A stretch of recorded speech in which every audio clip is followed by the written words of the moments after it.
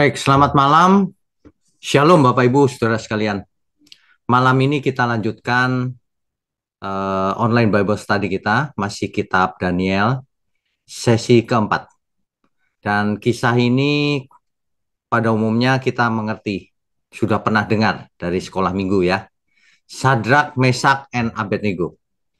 Nah, sebelum itu kita tundukkan kepala lebih dulu ya. Mari kita berdoa.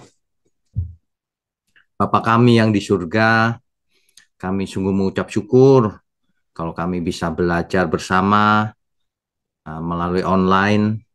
Biarlah melalui online Bible study ini setiap kami mendapatkan pengertian akan kebenaran melalui pelajaran Alkitab yang berseri mulai perjanjian lama nanti sampai akhir perjanjian baru, Tuhan. Mohon berkati program ini, juga berkati mulut hamba-Mu untuk menyampaikan kebenaran ini. Terima kasih, hanya dalam nama Tuhan Yesus kami berdoa. Amin. Oke. Malam ini adalah sesi keempat Kitab Daniel. Sadrak, Mesak, and Abednego. Kita lanjutkan dulu. Ya. Bapak Ibu, kalau kita mengulang sedikit tentang sesi kita yang lalu, yaitu mimpi Nebukadnezar, itu di pasal 2 ya. Mimpi Nebukadnezar itu mimpinya tidak mau dikasih tahu sama Nebukadnezar, tidak mau cerita, harus diceritakan mimpi dan maknanya. Akhirnya Daniel yang diberitahu Tuhan apa yang dimimpikan oleh Raja Nebukadnezar dan apa artinya. Ada patung, saudara. Patung terdiri dari emas, besar sekali patungnya. Nah, artinya ini. Sebenarnya ini tentang bagaimana kapankah dunia ini berakhir. Karena kitab Daniel ini termasuk kitab apokaliptik. Ya. Jadi yang kepalanya dari emas ini adalah kerajaan Babel. Sebentar saya warnain ya. Ya. Jadi yang patung kepalanya dari emas itu artinya kerajaan Babel. Dari tahun 666 sampai 539. Demikian seterusnya. Badannya, pinggangnya, kakinya, akhirnya paling bawah tertimpa oleh api yang bukan karena tangan manusia. Nah, jadi dunia berakhir, kita sudah ada di terakhir ini, saudara. Jadi kita itu tinggal menunggu Tuhan Yesus datang kembali. Ya, oke kita lanjutkan. Nah, pertanyaannya setelah kejadian itu, kan Raja Nebukadnezar melihat betapa hebatnya Allahnya Daniel ini. Karena bisa mengartikan mimpi, bahkan memberitahukan mimpinya apa. Artinya maha kuasa ya. Nah, jadi kemudian di pasal berikutnya, pasal 3, ternyata Raja Nebukadnezar membuat sebuah patung emas yang tingginya 60 hasta, lebarnya 6 hasta, yang didirikannya di dataran Dura di wilayah Babel. Perhatikan baik-baik ini. Patungnya emas semua. Kalau tadi kan campuran. Nah, perhatikan itu. Pasti ada artinya. Jadi, ini dari ayat 2 sampai 5. Rupanya terinspirasi dengan mimpinya itu, maka Raja Nebukadnezar membuat patung yang tinggi besar, yang semuanya dari emas. Sebab kalau mimpi yang terdahulu itu kan emas, kemudian perak, tembaga, dan seterusnya kan. Kerajaannya berganti-ganti. Nah, rupanya Nebukadnezar ini mau punya kerajaan yang selama-lamanya. Gitu ya. Di dalam budaya agama Babel, sebuah patung itu seringkali disembah sebagai dewa atau Allah mereka. Ya. Nah, Nebukadnezar berharap dengan membuat patung yang besar sekali ini dan semuanya dari emas, itu tingginya 27 meter, lebarnya 2,7 meter. Bisa dibayangkan nggak tingginya 27 meter? Rumah umumnya 3 meter ya yang ada sampai atap ini ya. 3 meter. Bayangkan kalau 27 meter itu 9 kali dari ruangan kita ini. 9 kali lipat. Tinggi sekali. Lebarnya pun 2,7 meter. Jadi patung ini luar biasa. Dari emas loh, saudara. Ya. Nah, apa maksudnya? Supaya semua bangsa tunduk kepada Nebukadnezar. Itu maksudnya. Dan kerajaannya tidak pernah berakhir. Semuanya emas. Nah, sedangkan Dura di pasal 1 tadi kan diletakkan di dataran Dura kan, patungnya ini. Dura dalam bahasa Aram berarti benteng atau tembok kota. Saudara tahu di zaman kuno, suatu kota itu ada bentengnya, tembok yang mengelilingi. Maksudnya sebagai perlindungan terhadap musuh. Yerusalem juga sama kan, punya tembok yang mengelilingi Yerusalem dengan pintu gerbangnya. Itu benteng sebenarnya. Nah, itulah arti Dura, artinya itu. Nah, patung ini diletakkan di luar tembok kota Babel. Kenapa? Agar semua bangsa melihat betapa hebatnya Nebukadnezar. Patungnya begitu besar, 27 meter, lebarnya 2,7 meter, dari emas semua lagi. Jadi Nebukadnezar sedang membanggakan kehebatannya, supaya semua orang menyembah patung itu. Kalau menyembah patung itu, secara tidak langsung takluk kepada Nebukadnezar, karena Nebukadnezar yang membuat patung itu. Ya, diletakkannya di luar tembok. Jadi orang nggak usah masuk ke dalam kota, sudah kelihatan. Dari jauh saja sudah kelihatan patungnya, 27 meter kan? Ya, oke kita lanjutkan. Ya, nah kemudian sanksi bagi yang tidak mau menyembahnya. Bagi yang tidak mau sujud kepada patung itu, sanksinya atau hukumannya adalah dimasukkan ke dalam perapian yang menyala-nyala. Rupanya zaman dulu, di zamannya Nebukadnezar ini, ada satu tungku api yang gede banget, menyala-nyala. Nah, gitu ya. Nah, padahal perintah Nebukadnezar untuk menyembah patung ini melanggar hukum Taurat. Coba kita baca Keluaran pasal 20 ayat 4 sampai 5. Keluaran pasalnya yang ke-20 ayat 4 sampai 5. Begini bunyinya.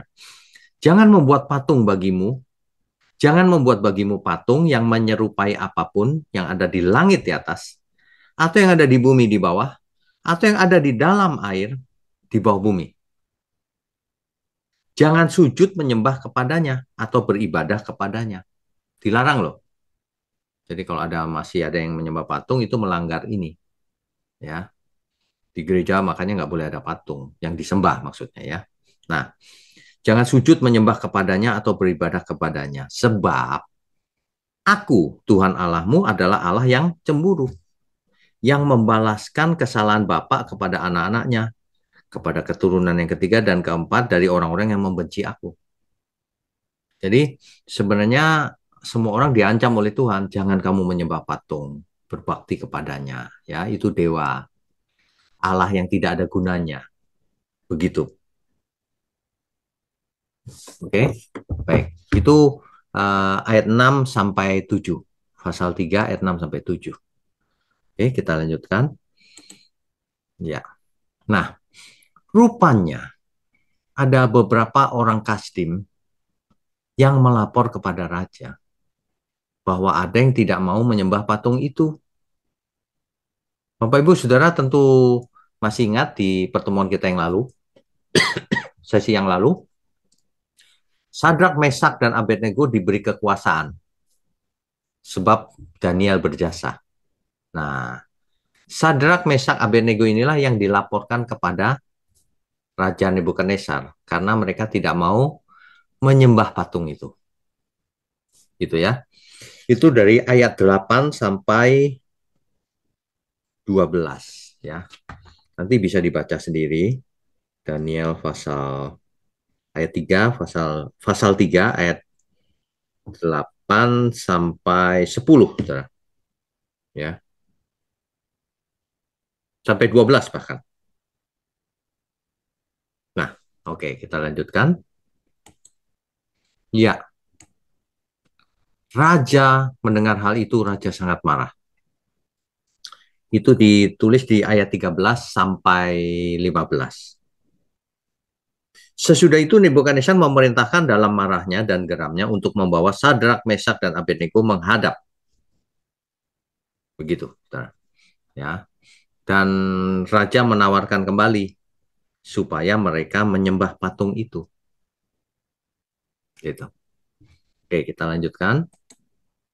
Nah, tetapi kita membaca dalam Alkitab bahwa Sadrak, Mesak, dan Abednego mempunyai iman yang kokoh, iman yang benar.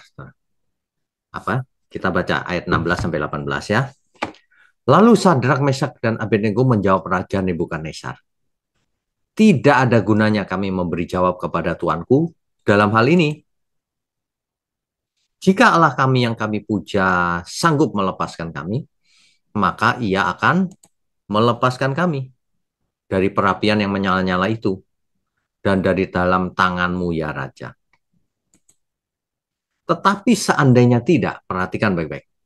Tetapi seandainya tidak, hendaklah Tuanku mengetahui, ya Raja, bahwa kami tidak akan memuja dewa Tuanku dan tidak akan menyembah patung emas yang Tuanku dirikan itu. Nah, ini baru iman yang benar, saudara.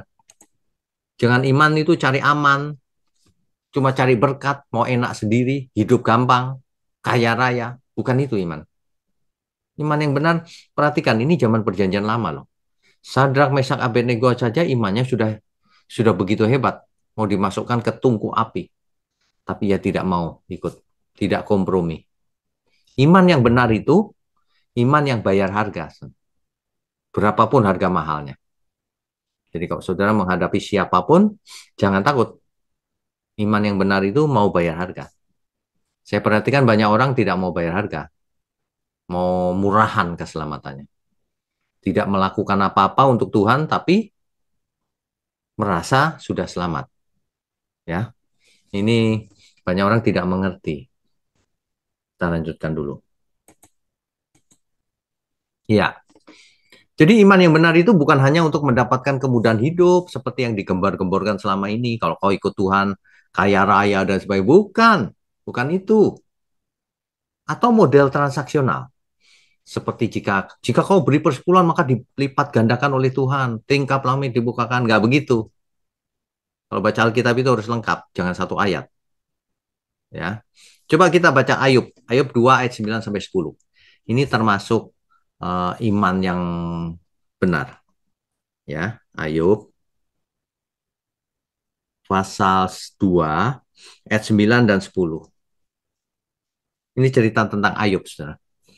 Maka berkatalah istrinya kepadanya, masih bertekunkah engkau dalam kesalehanmu? Ini karena Ayub dicobai kan oleh iblis. Kutukilah Allahmu dan matilah. Waduh, ini istri yang luar biasa kurang ajarnya ini. Ya. Ayat 10. Tetapi jawab Ayub kepadanya, engkau berbicara seperti perempuan gila. Apakah kita mau menerima yang baik dari Allah, tetapi tidak mau menerima yang buruk? Dalam kesemuanya itu Ayub tidak berbuat dosa dengan bibirnya. Perhatikan baik-baik. Kalau orang imannya benar, entah ia sedang kaya atau entah sedang bangkrut, tetap saja imannya kuat. Entah ia sehat atau entah ia sakit, tetap saja imannya kuat. Itu iman yang benar. Ya. Jadi jangan pilih-pilih ayat. Coba kita baca Habakuk ya. Habakuk pasal 3 ayat 17 dan 18. Ini iman yang benar tuh begini. Sekalipun pohon ara tidak berbunga, pohon anggur tidak berbuah, hasil pohon zaitun mengecewakan. Sekalipun ladang-ladang tidak menghasilkan bahan makanan, kambing domba terhalau dari kurungan, dan tidak ada lembu sapi dalam kandang. Ini lagi susah, saudara. Namun aku akan bersorak-sorak di dalam Tuhan. Beria-ria di dalam Allah yang menyelamatkan aku. Ini baru iman yang benar. Jangan kalau sakit, sedih. Kalau sembuh, haleluya. Sakit pun kita tetap harus puji Tuhan. Ya, saya harap malam ini bisa menyadarkan setiap kita bahwa iman yang benar itu dalam segala hal, dalam segala keadaan. Kita baca Mazmur 23 ayat 4. Ini kitab yang sangat digemari banyak orang dan sangat terkenal. 23 ayat 4. Sekalipun aku berjalan dalam lembah kekelaman, aku tidak takut bahaya. Sebab engkau besertaku. Gadamu dan tongkatmu itulah yang menghibur aku. Ini iman yang benar, meskipun berjalan dalam lembah kekelaman. Aku tidak takut bahaya. Itu, ya. Oke, berikutnya lagi. Coba kita baca dari Perjanjian Baru deh, Yohanes. Yohanes 20 ayat 29. Kata Yesus kepadanya, karena engkau telah melihat aku, maka engkau percaya. Berbahagialah mereka yang tidak melihat, namun percaya. Itu iman yang benar. Banyak orang mau percaya Tuhan Yesus kalau lihat buktinya, kalau diberkati, kalau kaya raya baru ke gereja. Setelah Padahal yang terjadi sebaliknya, waktu belum kaya rajin ke gereja. Setelah kaya lupa ke gereja, malas ke gereja, merasa tidak butuh Tuhan. Jangan, saudara ya, jangan lupa Tuhan. Ya, oke. Yang satu lagi, Filipi. Filipi ayat 1, pasal 1 ayat 21 dan 29. Ini Rasul Paulus mengerti banget iman yang benar. Karena bagiku hidup adalah Kristus dan mati adalah keuntungan. Coba bayangkan, mestinya kita semua gitu. Karena hidup adalah Kristus, maksudnya. Kalau kita hidup ini untuk Tuhan Yesus, lakukan kehendak Tuhan. Jangan punya proyek sendiri, lakukan apa yang diinginkan Tuhan. Meskipun kiri kanan mengatakan apa saja yang negatif tentang kita, lakukan. Itu iman yang benar. Harus mau menanggung risiko. Dikatain A, B, dikutuk orang banyak, dihujat apa, tidak masalah. Iman kita sama Tuhan. Kita tidak mencari kesenangan manusia, kita mencari kesenangan Tuhan. Kan begitu ya? Nah, kemudian di ayat 29-nya, sebab kepada kamu dikaruniakan bukan saja untuk percaya kepada Kristus, melainkan juga untuk menderita untuk Dia. Sebenarnya kita itu kalau menderita untuk Tuhan itu ya bagus-bagus saja. Itu iman yang benar, ya. Meskipun semua orang mengecewakan, meskipun banyak hal yang tidak seharusnya terjadi ternyata terjadi, ya tetap saja kita kokoh. Jangan terikat oleh apapun, saudara. Jangan, ya.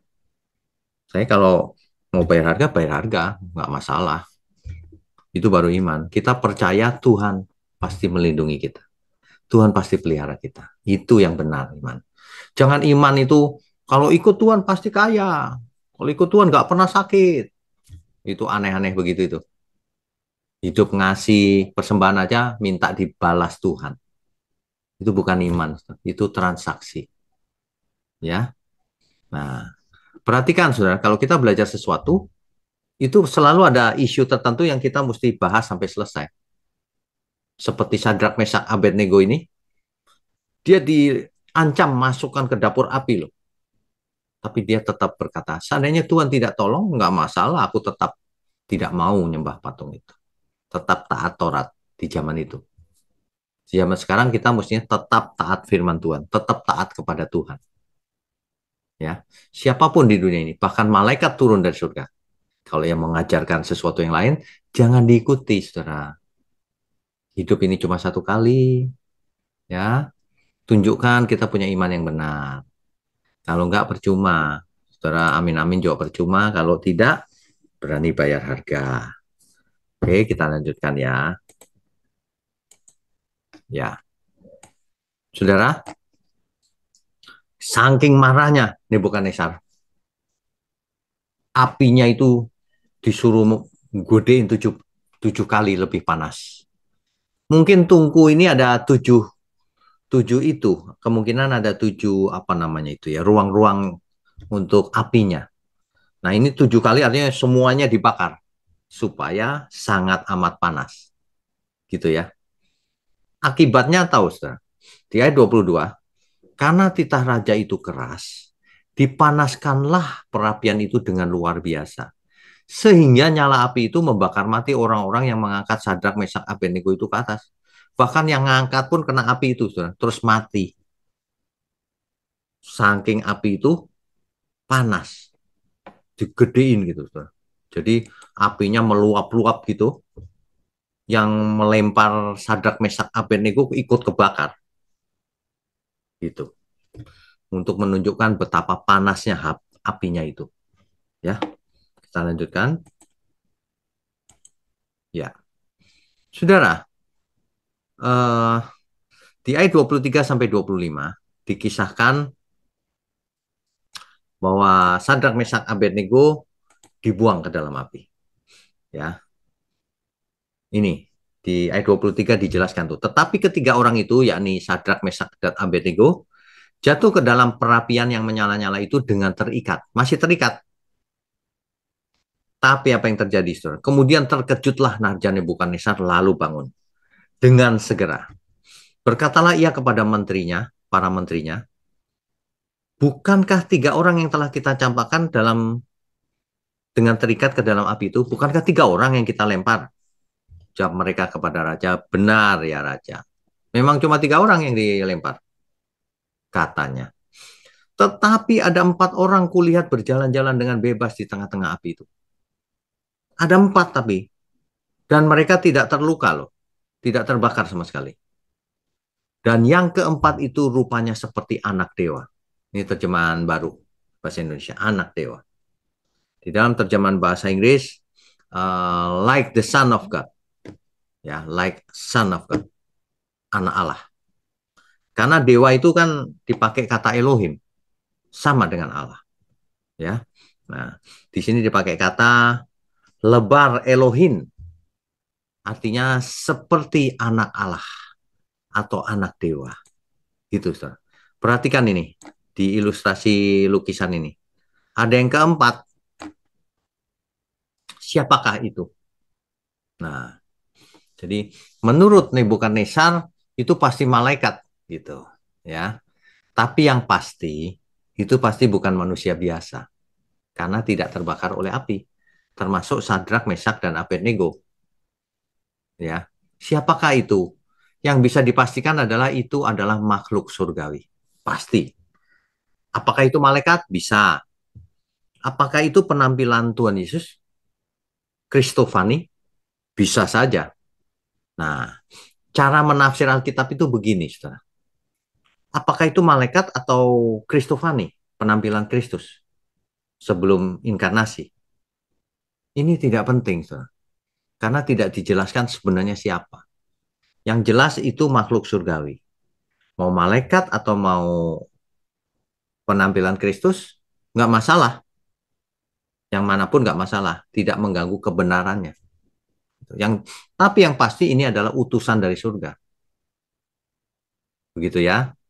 Nah, karena hal ini, maka Nebukadnezar terkejut dan ia tahu bahwa Allahnya Sadrak, Mesak, dan Abednego itu luar biasa. Ya, kita teruskan dulu. Ya. Ayat 26 dan 27. Lalu Nebukadnezar mendekati pintu perapian yang bernyala-nyala itu, berkatalah ia, Sadrak, Mesak, dan Abednego, hamba-hamba Allah yang maha tinggi. Nebukadnezar mengerti dengan kejadian ini, bahwa Allahnya Allahnya Sadrak, Mesak, Abednego ini, itu maha tinggi. Bukan seperti dewa yang pada umumnya. Kan banyak dewa tuh. Tapi ini adalah dewa yang maha tinggi, Allah yang maha tinggi, Elohim yang maha tinggi. Nebukadnezar saja mengerti loh. Keluarlah dan datanglah kemari. Lalu keluarlah Sadrak, Mesak, dan Abednego dari api itu. Dan para wakil raja, para penguasa, para bupati, para menteri raja datang berkumpul. Mereka melihat bahwa tubuh orang-orang ini tidak mempan oleh api itu. Bahwa rambut di kepala mereka pun tidak hangus. Jubah mereka tidak berubah apa-apa. Bahkan bau kebakaran pun tidak ada pada mereka. Nah, ini dia. Ya. Jadi berkatalah Nebukadnezar, terpujilah Allahnya Sadrak, Mesak, dan Abednego. Ia tahu dewa-dewa yang ia sembah pasti tidak bisa melakukan hal ini. Jadi Nebukadnezar sudah tahu bahwa Allahnya Sadrak, Mesak, Abednego itu maha tinggi. Gitu. Nah, tetapi hal itu menyebabkan Nebukadnezar memuji Allahnya Abraham, Sadrak, Mesak, dan Abednego. Ya, padahal, padahal mereka jelas-jelas menentang perintah raja. Saudara, iman yang benar itu, siapapun harus ditentang kalau ajarannya salah, kalau ia jahat, ya. Seperti disuruh melanggar firman Tuhan, ya nggak mau. Sadrak, Mesak, Abednego mana mau disuruh melanggar Taurat. Sama dengan kita hari ini, jangan mau kalau disuruh melanggar firman Tuhan. Jangan, ya. Nah, di sini dicatat bahwa Nebukadnezar, menurut Nebukadnezar, ia tahu bahwa Allahnya Sadrak, Mesak, Abednego mengutus malaikatnya, gitu. Ya, sebab itu aku mengeluarkan perintah bahwa setiap orang dari bangsa manapun yang mengucapkan penghinaan kepada Allahnya Sadrak, Mesak, Abednego akan dipenggal-penggal. Waduh, akan dipenggal-penggal, saudara. Rumahnya dirobohkan menjadi timbunan puing. Karena tidak ada Allah lain yang dapat melepaskan secara demikian ini. Nah ini, perhatikan baik-baik. Jadi Nebukadnezar sudah tahu, tidak ada Elohim lain, tidak ada dewa lain yang melebihi Allahnya Sadrak, Mesak, Abednego ini. Tidak ada yang bisa menandingi. Ya, makanya raja lalu memberikan kedudukan tinggi kepada Sadrak, Mesak, dan Abednego di wilayah Babel. Tetapi apakah lalu Nebukadnezar bertobat, saudara? Kita bisa lihat di sesi-sesi mendatang. Ia tidak bertobat. Makanya, pengetahuan itu belum tentu membuat seseorang bertobat. Orang mengerti doktrin ini, doktrin itu, belum tentu bertobat, saudara. Bertobat itu perbuatan nyata. Orang bisa pintar khotbah, pintar berteori, tapi yang penting perbuatan nyatanya, bukan teorinya, bukan pengertiannya. Perbuatan nyatanya. Yang dilakukannya selama ini untuk apa?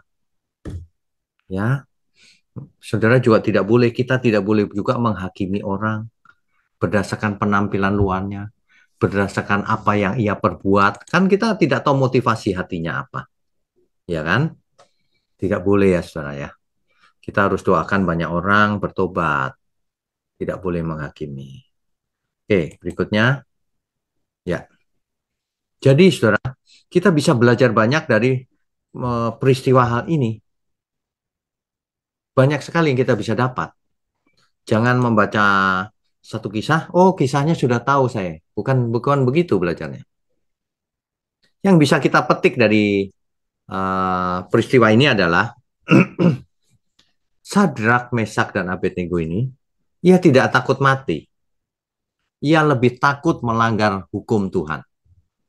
Ya, ia tidak kompromi. Meskipun raja loh, seorang raja yang memerintahkannya. Ia melawan perintah raja. Dengan risiko dibuang ke dapur api. Nggak masalah. Daripada melawan Tuhan, ya. Jadi hati-hati kalau ada orang mengajarkan harus taat. Oh iya, taat kepada Tuhan iya. Taat kepada manusia. Kalau manusianya nggak benar, jangan taat malahan. Kalau taat malah berdosa. Melanggar hukum Tuhan kan. Kan begitu. Ya. Nah, jadi iman yang benar itu justru yang mau menanggung risiko, mau bayar harga. Bukan model yang banyak diajarkan. Kalau kau imani, kau dapat yang kau minta, yang kau ingini, oh, salah itu. Salah. Banyak orang berdoa tapi nggak dapat juga, meskipun mengingini, meskipun dalam nama Tuhan. Karena doanya salah. Doanya minta sesuatu untuk memuaskan dirinya sendiri. Yang nggak dikabulkan pasti. Kan begitu. Iman yang benar. Kalau kita berdoa, mau dikabulkan mau tidak permintaan kita, nggak mempengaruhi kasihnya kita sama Tuhan. Tidak mempengaruhi apakah kita bersyukur atau tidak. Selalu bersyukur. Dalam bahaya pun pemazmur mengatakan, tapi aku tidak takut bahaya. Sebab gadanya dan tongkatnya yang menghibur aku. Nah itu baru iman yang benar. Cuman sekarang bisnisnya lagi susah, imannya loyo. Bisnisnya lagi kenceng, haleluya, imannya kuat. Salah, saudara. Salah. Teologi kemakmuran itu memang menyesatkan. Pakai ayat lagi, Yohanes 10 ayat 10. Ya datang supaya kita mempunyai hidup yang berkelimpahan. Kata. Kelimpahan di situ bukan kelimpahan harta, kelimpahan di situ kelimpahan kemuliaan, perubahan karakter seperti Tuhan Yesus. Kan gitu, kok bisa dirubah jadi kekayaan ya. Dunia ini mengerikan loh. Orang sengaja mengubah, tapi tidak merasa salah. Waduh, mengerikan. Saya kadang-kadang, ini bagaimana ya Tuhan? Kita ngomong yang benar, banyak orang nggak mau ikut. Orang yang ngomong ngawur-ngawur, pengikutnya banyak sekali. Menyedihkan loh ini. Sebenarnya sedih gitu. Ya. Yang kedua, soal itu tadi, kelihatan ada keempat. Orang yang keempat muncul. Mungkin itu malaikat. Mungkin itu Kristofani. Penampilan Kristus di Perjanjian Lama. Mungkin saja. Ya. Nah, yang penting itu, yang perlu digarisbawahi ya, saudara. Kalau kita belajar Alkitab itu jangan fokus pada konteks yang sempit itu. Kalau kita menemukan suatu isu apapun, tadi kan ketemu iman tuh, harus diselesaikan sampai akhir. Iman tuh yang benar bagaimana ya gitu. Jangan berhenti di perjanjian lama. Sama kalau kita bicara kita mempersembahkan kepada Tuhan. Persembahan apa? Jangan berhenti perjanjian lama. Kalau berhenti perjanjian lama ceritanya cuma itu terus. Persepuluhan buah sulung, itu terus persembahannya. Korban bakaran. Kalau kita sudah sampai perjanjian baru, kita sudah berubah. Persembahkan seluruh hidup kita, jangan ada salah apapun. Ya kan? Kalau mau dukung dana ya boleh, bukan tidak boleh. Tetapi bukan berarti setelah mempersembahkan dana lalu minta dibalas Tuhan 100 kali lipat. Itu dagang namanya. Jangan gitu, saudara. Bertobatlah. Ya, miliki iman yang benar, dewasa di dalam Tuhan. Maka perkenanan Tuhan akan ada pada kita. Begitu loh maksudnya. Ya, amin ya semuanya ya. Amin. Kita lanjutkan dengan diskusi dan tanya jawab. Sebentar, saya buka dulu. Ya, silakan raise hand kalau mau bertanya. Yang pertama, Bu Mariana. Ya Pak, saya dulu ya biar nanti konsen exit.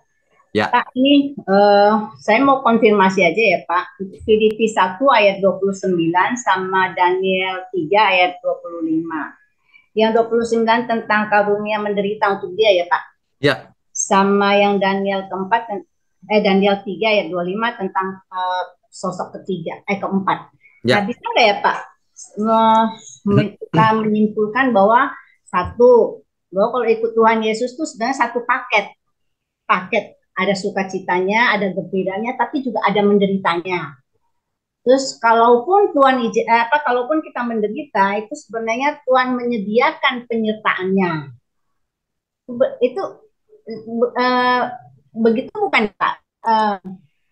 Ya, Terus ya. kalau Saya jawab dulu yang itu ya. ya, ya oke Pak. Jadi begini, kalau kita ikut Tuhan, tidak mungkin kita tidak ada beban. Nah, Pasti diberi beban oleh Tuhan. ya, Diberi tanda quote unquote penderitaan. ya. Itu beban sebenarnya. Itu Oh, beban. Makanya tidak mungkin seorang pelayan Tuhan tidak ada beban. Tidak mungkin. Pasti terbeban. Ada banyak beban. Gitu. Nah, tapi bebannya bukan karena kesalahan kita. hmm, Beban itu terjadi karena kita ikut Tuhan Yesus. hmm, Gitu. Salah satunya dimusuhi misalnya. Gitu. hmm. Itu beban, penderitaan. Gitu, Bu. Oh, bukan penderitaan karena misalnya secara fisik menderita atau apa, bukan itu ya Pak, tapi Bukan. justru Apalagi beban ya Pak. menderitanya gini. Aduh, utangku banyak nih. Oh, bukan. Itu salahnya sendiri. Bukan itu. Penderitaan itu bukan karena salah kita, penderitaan itu Ya, karena ya. Tapi ikut lebih Tuhan ke Yesus. beban ya Pak. Iya, Beban untuk orang lain kali gitu iya. Mas. Penderitaan itu kita mau menyelamatkan banyak orang, tapi banyak orang malah menyerang kita. Itu Oh, beban juga. ya. Nah, terus ini yang tentang menderita untuk dia di Ya, di ayat yang ke-29 itu jadi menderitanya itu ya beban itu ya Pak. menderita. Ya, Ah, ya menderitanya betul, itu betul, bebannya itu. betul. Oh ya. Jadi bukan bukan menderita yang memang Tuhan izinkan. Iya, Dia mengalami pergumulan, entah itu iya. sakit kah, entah itu apa kan, bukan itu ya Pak ya? Bukan, Bukan lebih ke itu ya, bukan bukan ya? ya. Oh Kalau ya kita kan, sakit flu gitu, oh ini penderitaan yang dimaksud. Bukan, bukan, mungkin maksudnya Pak, misalnya penyakit yang lebih mematikan atau apa gitu. Karena selama bukan ini juga, bukan juga. konsep saya itu ternyata Bukan, salah ya Pak. bukan. Hmm. Seandainya penyakit itu mematikan, itu ujian juga buat kita. Oh, Tapi bukan penderitaan yang dimaksud ini, bukan itu. Penderitaan oh, ini adalah penderitaan karena ikut Kristus. penderitaan karena itu Tuhan ya. Ya, Oh ya, oke oke, ya Pak. Oke, paham mm-mm. ya. Itu aja, Makasih Bu. ya Pak. Oke, Tuhan berkati. Tuhan berkati juga. Baik, berikutnya Pak Kris, silakan Pak. Shalom malam, Mbak. Shalom malam. Eh, ini waktu bahas Sadrah, Mesach, Abednego, terus mengenai apa gereja zaman sekarang agak apa ya ironi juga, Pak. Saya Ya, mungkin dari sekian tahun yang lalu awal-awal jadi Kristen itu kami ya ya, kami-kami ini seringkali setelah kebaktian, wah tadi hadiratnya kurang ngangkat, WL-nya kurang pas, wah kurang ada hadirat Tuhan, AC-nya rusak, gangguan, atau wah tadi pemain musiknya kurang pas, jadi ndak dapat hadirat Tuhan. Jadi sebegitu parahnya manjanya eh, orang Kristen zaman sekarang mungkin yang di sana ya, saya ndak bicara yang di sini lah. itu orang Kristen yang di bulan sana Pak, bukan yang di bumi. Ya, iya Ah, betul, ya, betul. Jadi faktor-faktor seperti itu bahkan jadi penentu kondisi keimanan kita saat itu. Padahal sebetulnya mungkin itu lebih banyak arahnya ke entertaining diri sendiri, Pak. ya, Nah, yang lucunya lagi waktu saya beberapa tahun keluar masuk di pedalaman salah satu tempat di mana saya melayani itu saya ngajar satu ruangan mungkin ukuran bangunannya 10 kali 10 meter mungkin yang masuk ikut itu mungkin antara 200-300 orang yang saya ajar dan mungkin mereka paling cepat itu 2 bulan sekali baru mandi sekali Pak. hmm, Nah orang ngumpul sekian banyak ratusan hampir tidak ada yang mandi kan eh, aromanya kan berbeda dengan jadi perkotaan Pak. ya, Tapi saya surprise mereka itu menyanyikan Mazmur dalam bahasa tradisional mereka, hmm, akapela. ya, Wajah tubuh saya tuh kayak kena gelombang kejut listrik yang tidak ada putus-putusnya, Pak. ya, ya, Gitu. Jadi seperti perbandingan yang kontras sekali dengan yang tadi saya bicarakan, yang di kota, wah ya, ini lightingnya kurang pas lah atau apa gitu. Menurut Pak Wiknya gimana? Ini yang pertama, Pak. ya. Itu sebenarnya memang ironi sih Pak. Makanya gereja itu jangan khotbahnya yang menyenangkan telinga terus, kebenaran. Lihat tuh, mau dimasukin dapur api saja tidak mau ini. Lah ini bukan dapur api Pak. AC-nya mati aja ngomel-ngomel. Iya. Apa deh? Ini bagaimana imannya ya? Kadang-kadang ya, kadang-kadang orang zaman sekarang itu apa ya? Kok nggak kok nggak sadar gitu ya? Jadi pelayan Tuhan aja bisa nggak sadar loh Pak. Menderita dikit ngamuk udah Pak.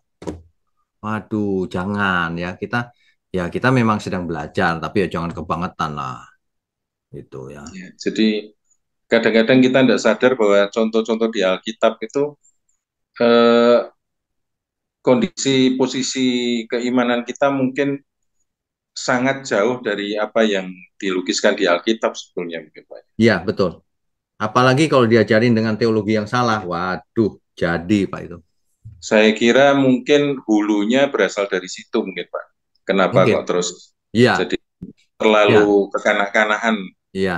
Ya makanya gereja itu sebenarnya sekolah juga sih, sekolah karakter juga. Jadi Iya, ketika dia datang bergesekan kan, ya iya. dalam bergesekan itu harusnya terjadi pembelajaran. Ya, yang Yakobus bilang kalau orang mudah diombang-ambingkan ya pasti imannya juga ndak akan punya jangkar kalau itu. Ya, ya. Ya, yang Saya cuma kedua mau Pak, ingatkan kata iman itu artinya salah satunya kokoh, betul, bukan betul. diumbang-ambingkan gitu. Iya. Nah, ini AC mati aja langsung goyang. Yang kedua Pak, mengenai berhala, tadi Pak Wignya sempat singgung mengenai Ayub yang dibilang istrinya, sudahlah kamu kutukilah Allahmu kemudian Hmm. matilah. Sehari kehilangan anak berapa itu? 10 orang ya Pak ya, Ayub ya. Ya, hampir semua ya. Iya, Semua. semua Pak. Semua. Eh, saya yang dulunya waktu masih pelayanan misi di daerah-daerah terpencil, saya pikir saya sudah ada di level yang berbeda dengan orang rata-rata. Tapi pada waktu anak bungsu saya yang masih ngerjakan skripsi, eh, nggak bisa bernapas, wajahnya putih, mulutnya biru di pangkuan iman saya hancur rasanya, Pak. Jadi saya lupa bahwa tujuan saya adalah Tuhan, sukacita saya adalah Tuhan, murung gitu, Pak. Ya. Jadi sejak kejadian itu beberapa kali anak saya seperti jadi sadar bahwa ternyata saya punya berhala di dalam diri saya. Padahal Tuhan sudah ngelatih saya, apapun yang kamu alami, yang Paulus bilang, ini tadi yang Bu Mariana bilang Filipi itu kan, itu ditulis di dasar penjara itu Pak, kalau Ya. tidak salah. Hmm. Jadi ternyata kita ini masing-masing punya berhala yang Tuhan itu seperti orang yang bersihkan barnacles apa itu, yang di kapal itu Pak, yang ada tumbuh makhluk yang nempel-nempel di tepi laut apa itu. Hmm. Jadi Tuhan bersihkan kita dari hal-hal kayak gitu yang nempel susah dilepas dari kita. Ya. Kadang-kadang kita tidak sadar, kita merasa rohani kita sudah tinggi, ternyata kayak saya misalnya kelemahan saya terlalu mencintai anak saya sampai rasanya kayak temperatur badan drop terus kayak serangan jantung saya rasanya melihat anak saya kayak gitu. Ternyata saya punya berhala lain yang jadi eh, Tuhan tunjukkan ke kita betapa sebetulnya ya begitu tidak sempurnanya iman kita dan kita makin hari makin harus serupa dengan Tuhan Yesus. Saya kira itu. Ya. Itu Pak. Menurut Pak Ya. Wignya gimana Pak? Kayak Ya, gitu. makanya semua kita tidak boleh sombong. Itu Iya. itu yang menyebabkan seseorang jatuh, Pak. Iya. Kita semua Ayub nggak boleh sombong. Ayub kehilangan sekaligus anaknya 10, dia masih Iya. bisa jawab istrinya Iya, seperti itu. Saya pikir betul. saya ngelihat anak saya susah napas kayak gitu saja saya sudah mungkin hampir roboh iman saya itu. Iya, iya. Ya, ya makanya yang pertama kita tidak boleh sombong. Yang Iya. kedua kita tidak boleh menghakimi orang lain. Ya, Iya. belum tentu iman kita itu seperti yang kita bayangkan. Betul, betul Pak. Ya, itu aja sih. Iya. Jangan sombong, jangan menghakimi orang lain. Kadang-kadang kan kita belajar Alkitab seperti sekarang ini, terus kita merasa, wah saya sudah ada di tataran yang berbeda dengan orang-orang lain. Ya, ya, Tuhan bongkar pondasimu itu tidak kuat, nah ini kamu ya, lihat ini. ya. Yang paling bahaya itu yang di mimbar, Pak. Kan Oh khotbah iya, merasa lebih hebat kan? Wah, itu iya, bahaya itu. Itu bahaya. Nggak boleh begitu. iya.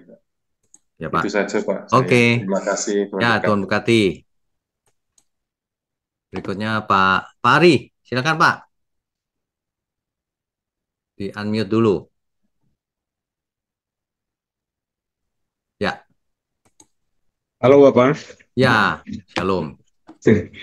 Shalom, selamat malam. Selamat malam. Shalom teman-teman semua, Tuhan Yesus berkati. Bapak, materi yang lama, yang awal. Apakah Bapak pikiran kita ini Tuhan ciptakan ataukah dia masukkan pada saat dia menghempuskan itu dia masuk di pikiran kita. Oke, baik. Jadi manusia ketika diciptakan manusia pertama, maksud saya Adam, Iya, iya. diciptakan dari debu, kemudian dihembus roh Allah. Jadi roh manusia awal itu asalnya dari Allah. Nah, sehingga tercipta apa yang namanya jiwa. Nah, begitu manusia itu tercipta, ia punya pikiran, punya perasaan, punya keinginan. Tapi ketika awal diciptakan masih nol. Seperti bayi waktu lahir kan belum punya pikiran tapi masih hampir nol kan gitu. Nah, seperti itu. Nah, bagaimana kita bisa menjadi seperti hari ini?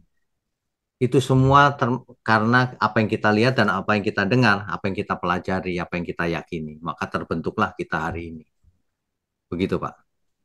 Baik, Bapak. Saya tanya ini karena ada teman-teman mereka ada debat, ada yang bilang diciptakan, ada yang bilang tidak gitu. Jadi saya tanya ke Bapak. Oh ya, yang jelas pikiran yang ada pada kita, hati yang ada pada kita hari ini, hasil daripada hidup kita dari dulu sampai sekarang.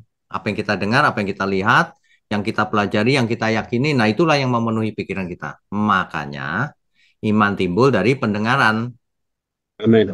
Makanya kita nggak boleh mendengar yang salah, melihat apa yang tidak pantas dilihat, karena akan masuk ke dalam pikiran jiwa kita, gitu. Amin. Ya, ada lagi Baik, Pak? Pak, itu saja. Oh itu saja, oke baik. Terima kasih, Bapak. Shalom. Ya, Tuhan berkati. Salam buat semua teman-teman ya. Terima kasih, Bapak. Saya ada bagi link juga, mereka sedang ada ikuti Bapak. Oh, Ada ya, ikut ya, sekarang. puji Tuhan, puji Tuhan. Iya. Ya, Tuhan berkati. Iya, siap, Bapak. Shalom. Shalom. Berikutnya Bu Sarah, Sarah Hui. Yuk silakan Bu. Shalom Pak. Shalom. Oke, Pak, kalau kita lihat dari zaman dulu kayak dari zaman Abraham sampai sekarang ini selalu masalah yang kita hadapi manusia itu adalah iman ya, Pak. Ya. Ya, seperti hari ini kita belajar seperti iman Sadrak, Mesa dan Abednego. Ya. Terus Pak, kalau penginjilan hari ini jika kita beritahu harus miliki iman yang percaya bahwa Yesuslah Tuhan dan Juru Selamat satu-satunya. Betul. Percaya dan terima aja Tuhan Yesus untuk bisa memperoleh keselamatan kekal itu. Ya. Tapi mereka bilang, masa sih mudah kayak gitu, mudah sekali hanya percaya dan terima Yesus bisa mendapatkan keselamatan kekal itu. Oke. So, pertanyaan saya Pak, bagaimana cara menjawab yang tepat untuk mereka untuk hal ini? Sebab cara atau doktrin mereka itu lain dengan Alkitabiah.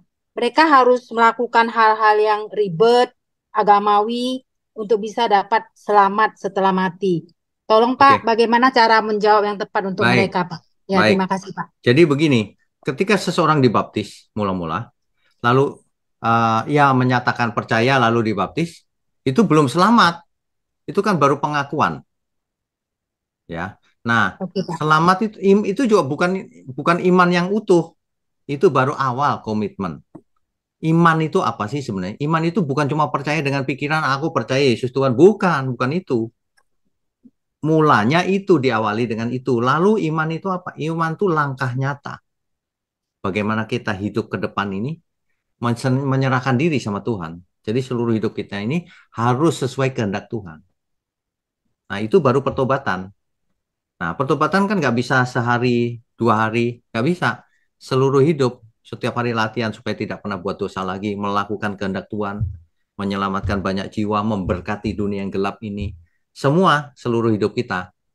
Gitu, Bu. Jadi, menjawabnya, satu, bukan percaya dengan mulut lalu selamat. Bukan, kalau itu terlalu gampang. Benar itu kata mereka. Bukan itu. Kalau kita mengaku dengan mulut, benerannya harus sesuai pengakuan itu. Nah, makanya yang namanya lahir baru bukan dibaptis sudah lahir baru, bukan. Lahir baru itu butuh proses lama sehingga kita jadi manusia baru. Jadi mereka benar tuh, keselamatan kok murah ya, salah yang jelaskan. Bukan begitu, percaya dengan mulut lalu selamat, bukan. Percaya dengan mulut, mengaku, dan dalam perbuatan, itu sudah pasti. Makanya perbuatan ini bicara soal karakter.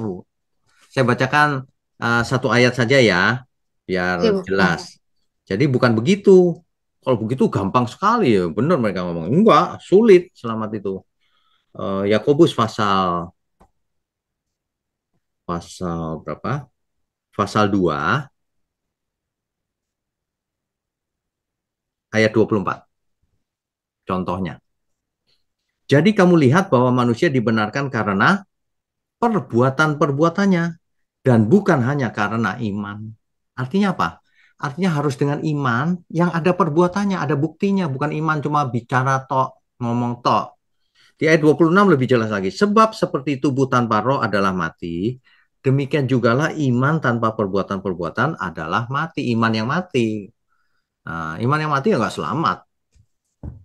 Jadi kita itu mesti berubah karakternya, semuanya berubah. Itu pertobatan, itu iman yang benar.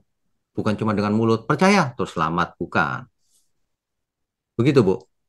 Ya, oke. Mereka kan juga melakukan hal-hal yang baik, perbuatan baik, segala macam Oke, mengerti. yang Mengerti. seperti kita lakukan juga, Pak. Mengerti. Tetapi yang menyelamatkan bukan perbuatan baik kita, Bu. Yang menyelamatkan itu Tuhan Yesus.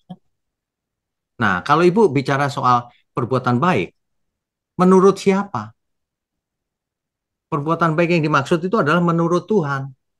Biar kita nyumbang orang kalau itu tidak baik di mata Tuhan, tetap nggak baik. Biar kita nolong orang kalau itu nggak baik di mata Tuhan, tetap nggak baik. Kan banyak orang nolong orang di foto dulu, supaya aku kelihatan baik. Itu nggak baik di mata Tuhan, itu bukan perbuatan baik. Gitu. Cuma di mata manusia kayaknya baik. Nah, hati-hati.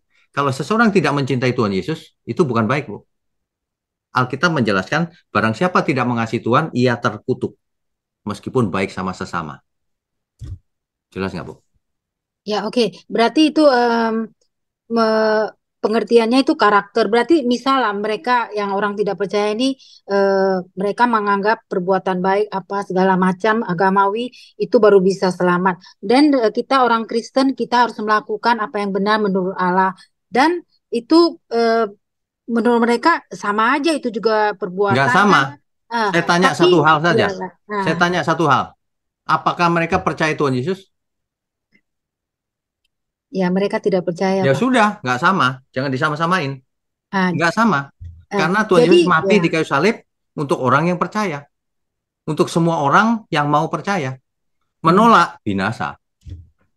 Jelas. Berarti ya, berarti kita poinkan aja ke mereka itu bahwa Yesus telah mati untuk manusia supaya kita memperoleh keselamatan. Itu aja bedanya ya, Pak. Betul. Tetapi jangan cuma di mulut ya.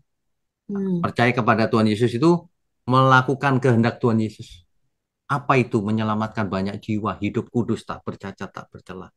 Belajar firman yang benar, lakukan dalam hidup ini. Gitu.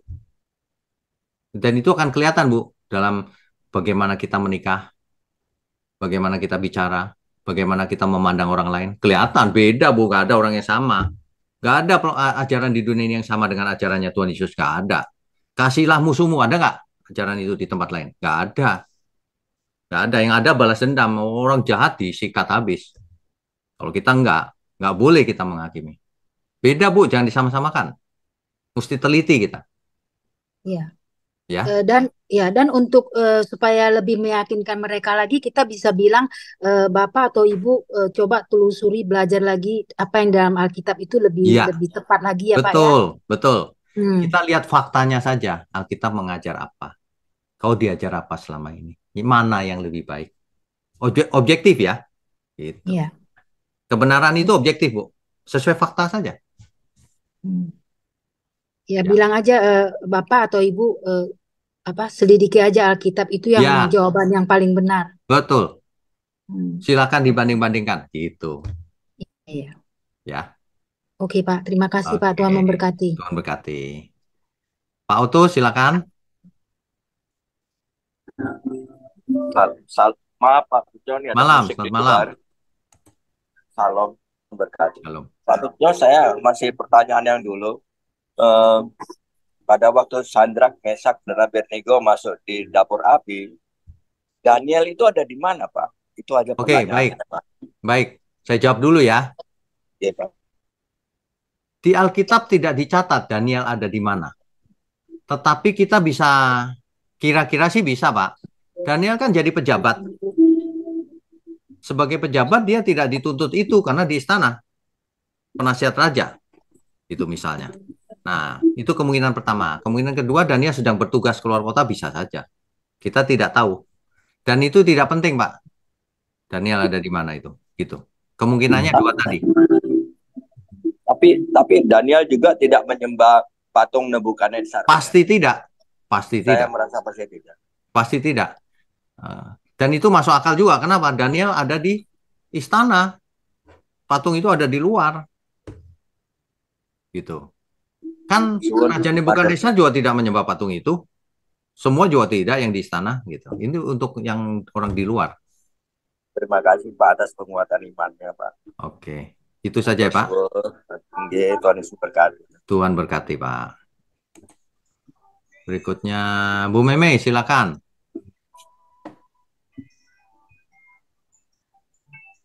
Suaranya kok tidak ada Bu? Shalom Pak Wino. Shalom. Kedengaran ya Pak? Ya. Kedengaran ya suara saya? Agak kecil.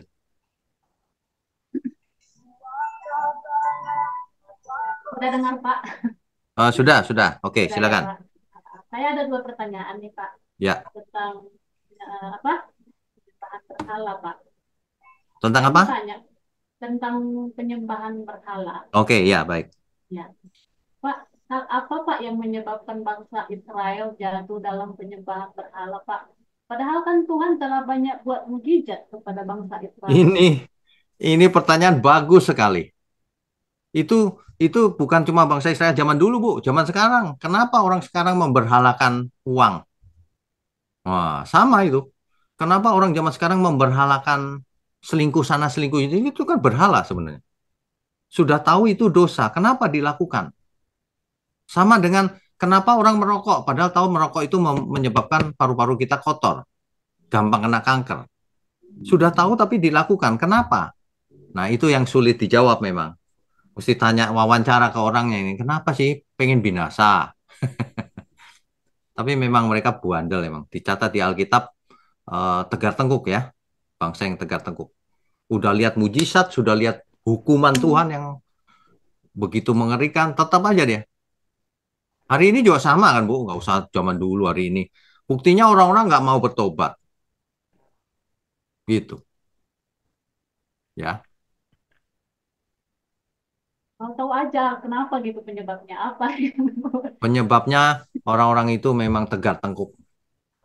Zaman sekarang juga sama. Kenapa kamu nggak setia sama istrimu? Oke, misalnya gitu. Ya karena dosa itu enak. Dosa itu enak. Kalau nggak enak mana orang mau melakukannya. Cuma yang orang lupa itu enaknya cuma sebentar. Setelah itu maut. Gitu. Ya. Ada lagi? Kedua boleh ya Pak ya? Boleh.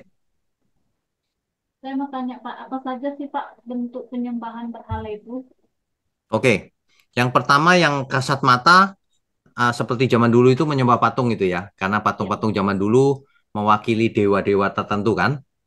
Nah, tapi ada yang lebih berbahaya dari itu. Menyembah dewa-dewa yang tidak kelihatan, berhala yang tidak kelihatan.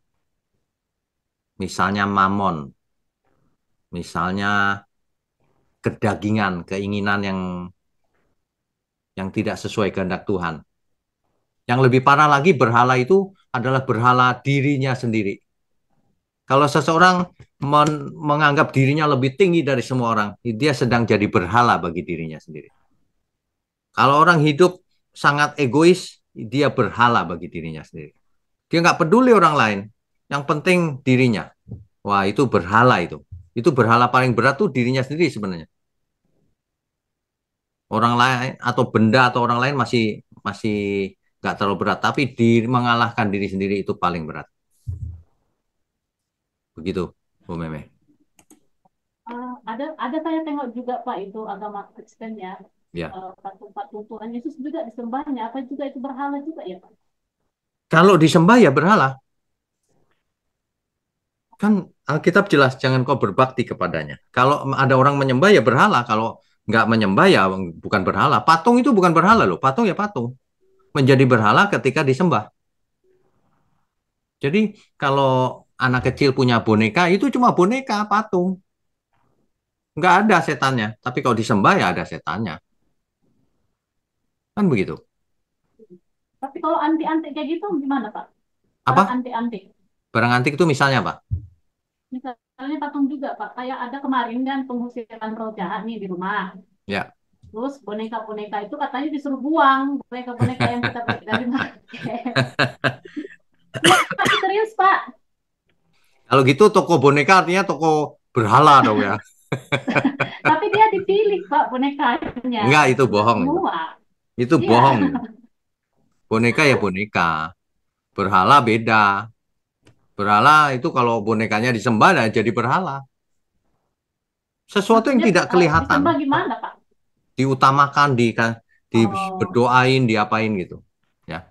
itu Kalau maksudnya dari yang lebih ibadah. berbahaya itu tadi misalnya orangnya matre, nggak mau nolong orang, pelit dan sebagainya, dia menggunakan segala cara untuk dapat uang, itu berhala itu. Mamon di otaknya itu berhala, meskipun nggak kelihatan. Jelas ya? Oke.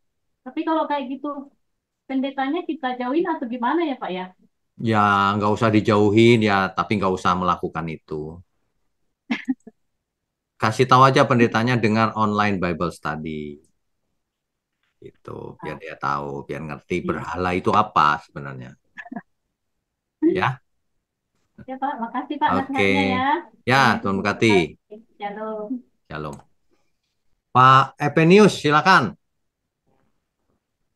Ya, suaranya kok tidak ada, Pak? Suaranya.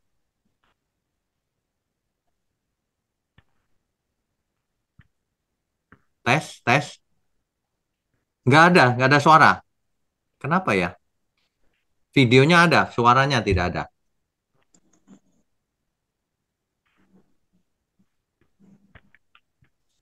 Pak Epenius ya. Epe. Ada padahal mic-nya, tapi tidak bunyi, Pak.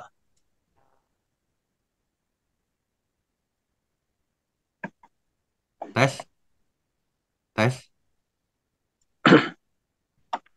Tidak ada suara, minta maaf. Lain kali aja ya, Pak. Ini suaranya tidak ada. Oke, nggak apa-apa. Ada, sudah ada. Tidak ada. Oke, berikutnya Pak, sebentar. Rebecca, silakan Rebecca. Pak, saya mau tanya, Pak. Ya, Boleh nggak orang Protestan itu doa tanda salib gitu kan? Biasanya orang Katolik kan kalau doa itu tanda salib dulu tuh. itu kan cuma lambang, ya boleh saja ya, kenapa tidak Boleh. boleh? Kan tanda salib artinya dalam nama Bapa, Putra, dan Roh Kudus kan? Ya boleh, kenapa tidak? Itu kan cuma lambang. Cuma biasanya kalau Protestan tidak begitu, gitu loh. Enggak, itu Oh. enggak prinsip. Itu tidak prinsip. Terus Protestan boleh nggak? Kayak do ada kan Salam Maria tuh, Pak. Oh, kalau Saya itu kan tidak. kalau di Kalau itu tidak. nggak boleh ya? Nggak boleh, karena kita harus ikut Alkitab. Di Alkitab tidak tidak pernah kita disuruh pakai salam itu. Iya, Pak. Makasih, Pak ya. Oke, Tuhan berkati. God bless. Pak, berikutnya Pak Flakos ya. Anu kali ya. Apa Silakan. sih? Ya, Belum. Shalom. Malam. Ya, selamat malam. Nggak apa, Pak. Pak, minta maaf tadi agak sedikit lambat. Saya tidak ngikut materinya. Oh, baik. Ya. Ada pertanyaan atau apa, Pak? Jadi mungkin agak sedikit keluar dari materi malam ini. Pak, pertanyaan saya simpel aja. Nah, Apakah pada waktu zaman perjanjian lama, bangsa Israel atau umat Tuhan, umat pilihan itu, mereka udah hidup dituntun oleh Roh Kudus atau tidak? Oh, baik, Ada Roh Kudus baik. dalam hati Ya, mereka. baik, baik. Pak, bukan lama, Pak. Ini kok ada suara?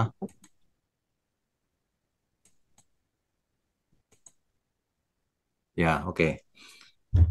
Pertanyaannya, Roh Kudus itu sebenarnya dicurahkan secara permanen ketika Pentakosta. Jadi di Perjanjian Lama sudah disertai Roh Kudus belum? Ada penyertaan Tuhan. Misalnya tiang awan, tiang api, itu kan penyertaan Tuhan. Tapi tidak menjadi satu di dalam tubuh kita, tubuh Perjanjian Lama. Jadi manusia Perjanjian Lama tubuhnya belum menjadi bait Allah. Menjadi bait Allahnya ketika Pentakosta. Makanya hari ini tubuh kita ini bait Allah. Jangan dipakai untuk buat dosa dan sebagainya. Gitu. Begitu, Pak. Nah, terus kemudian Pak, apa yang menggerakkan iman seseorang pada waktu itu? Oke. Iman seseorang di Perjanjian Lama itu Taurat yang dipakai, hukum Taurat. Hukum Taurat diberikan supaya orang hidup kudus menurut hukum Taurat. Jadi ukurannya hari itu hukum Taurat. Ya. Artinya kalau yang saya lihat di sini, contohnya ketika Yosua memimpin umat Israel menyeberangi Sungai Yordan, ketika masuk dan berhadapan dengan tembok Yeriko. Nah, di situ Yosua mengutus 2 orang pengintai mata-mata dari Sitim, langsung ke Yeriko, dan mereka tetap di rumah seorang perempuan pelacur, Rahab. Rahab. Kita tahu bahwa Rahab ini seorang Kanaan, perempuan Kanaan yang tidak percaya pada Tuhan. Tetapi dengan tindakannya itu, apakah dia dibenarkan juga? Tindakan imannya itu. Yang dia bisa memberikan informasi kepada Di Alkitab dicatat bahwa Rahab dibenarkan karena perbuatannya.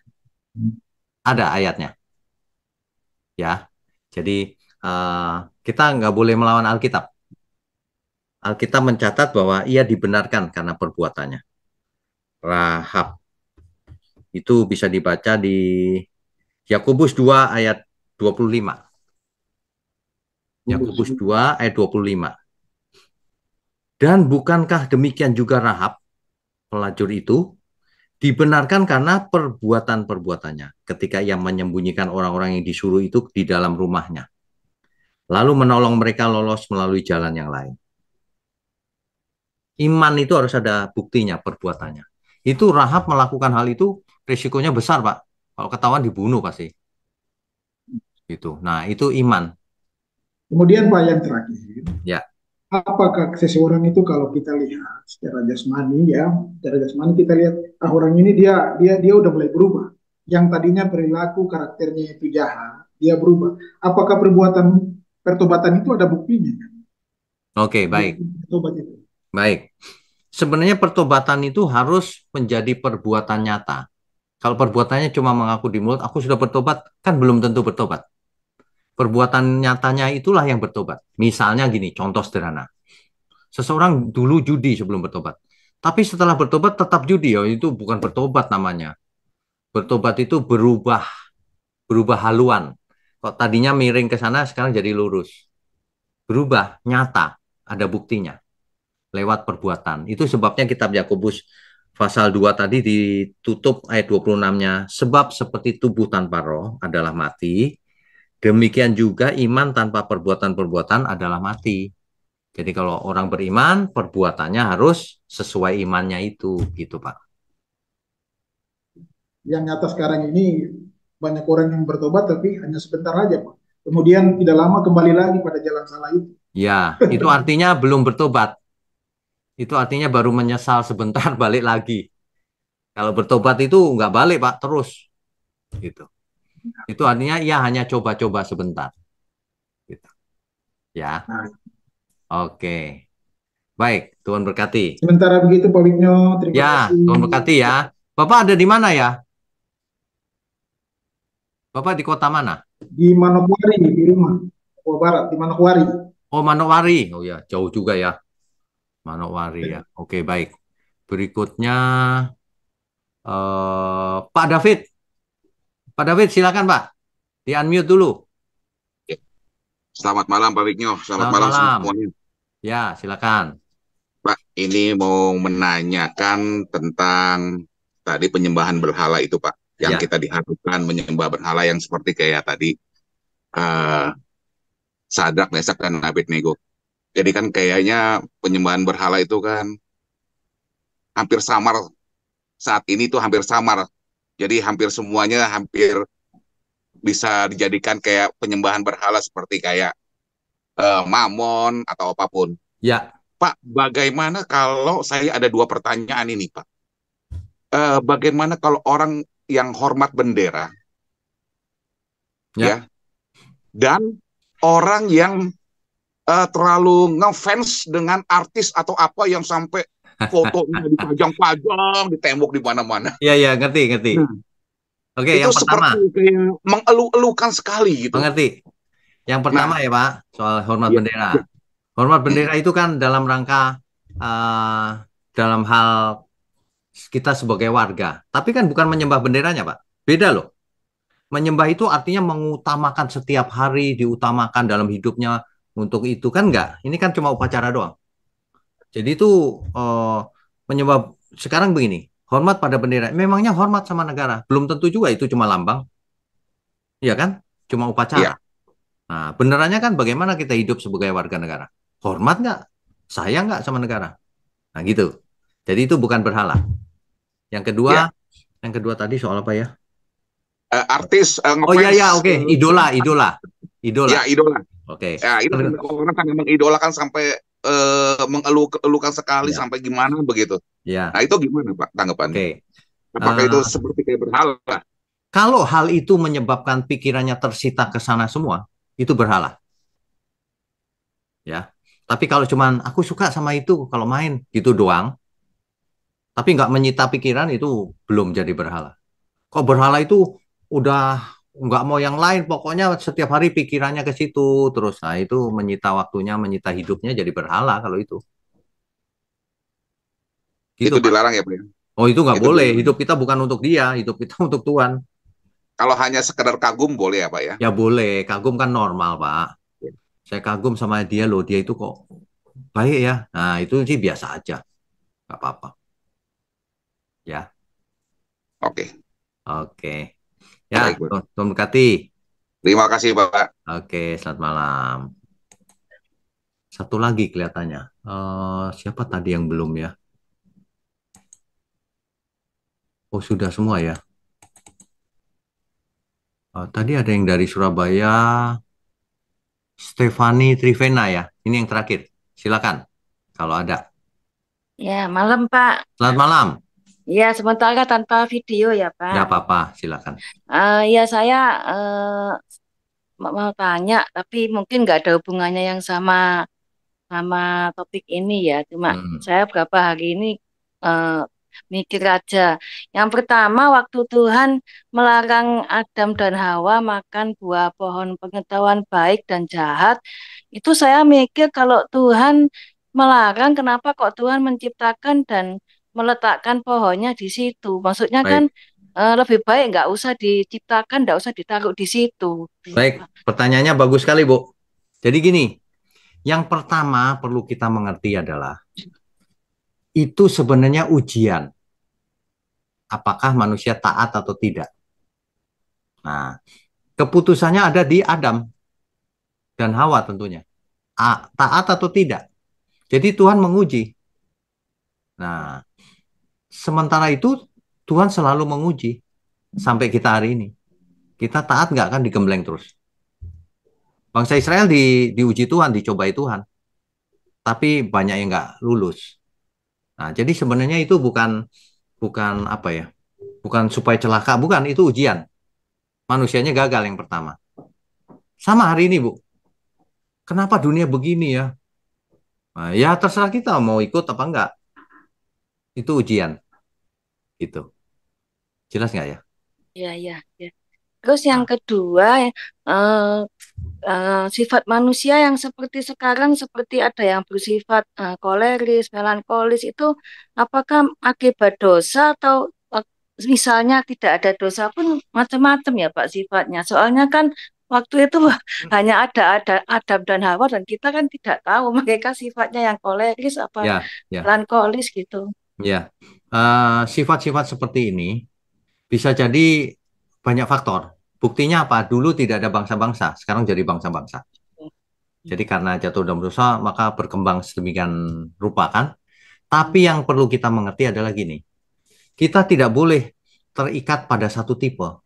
Aku melankoli, aku ini bukan pragmatis, jadi harus kenceng. Enggak gitu. Sifat kita yang manapun, kepribadiannya, tipe kepribadian yang manapun, tetap semuanya harus untuk Tuhan. Nah, yang kedua, kalau aku tuh pendiam, nggak bisa suruh khotbah. Kalau untuk Tuhan harus bisa. Meskipun tidak langsung bisa tentunya, belajar dulu pelan-pelan. Pokoknya jangan membatasi diri. Nggak bisa tipeku yang ini. Oh, nggak bisa. Tipe kita anak Tuhan. Anak Allah yang maha tinggi. Apapun bisa. Asal belajar. Asal taat. Gitu. Begitu. Terima kasih Pak ya. Ya, oke. Tuhan berkati. Ya. Oh, masih ada. Satu lagi ya, terakhir ya. Pak Nelhol ya. Silakan. Di unmute dulu. Bisa? Kok nggak bisa? Nah, sudah. Bapak, selamat malam. Selamat malam. Silakan. Saya punya pertanyaan ini di luar dari materi ini, Bapak. Boleh, silakan. Pertanyaan saya itu pada saat ini ada di dalam tubuh kita ini, atau di dalam diri kita ini kan ada 3 pribadi ya, yaitu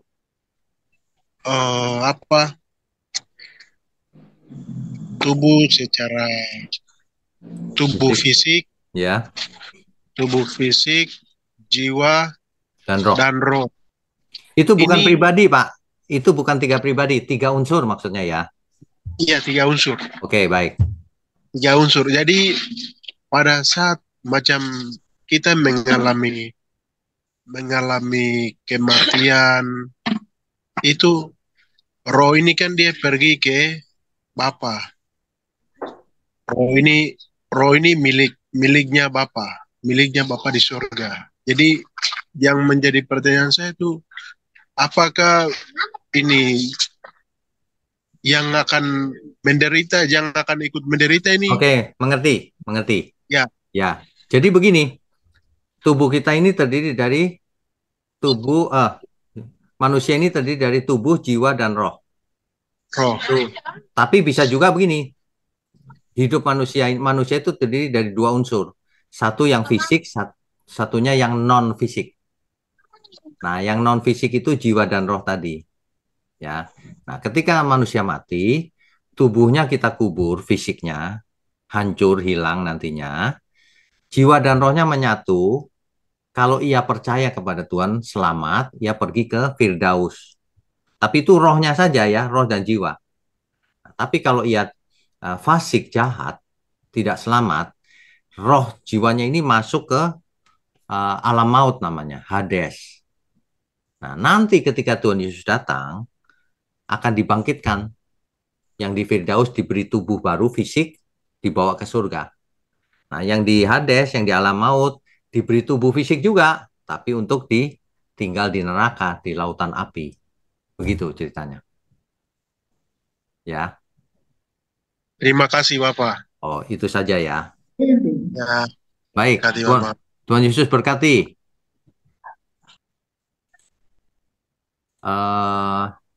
Sudah ya. Katanya sudah nih.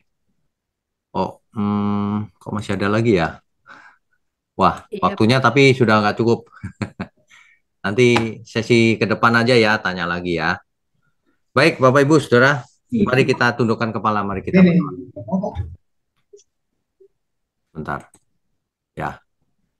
Yuk kita berdoa yuk. Bapa kami yang di surga, terima kasih untuk malam hari ini. Kami semua diberkati, baik melalui sesi maupun tanya jawab. Biarlah melalui program ini banyak orang diberkati, banyak orang menjadi mengerti, menjadi tercerahkan. Makin mengerti kasihnya Tuhan terhadap kita semua. Makin mengerti bagaimana kita harus beriman. Terima kasih Tuhan. Mohon berkati tangan-tangan yang mendukung pekerjaanmu juga. Mohon berkati kami semua. Terima kasih, kami percaya kami semua sudah diberkati.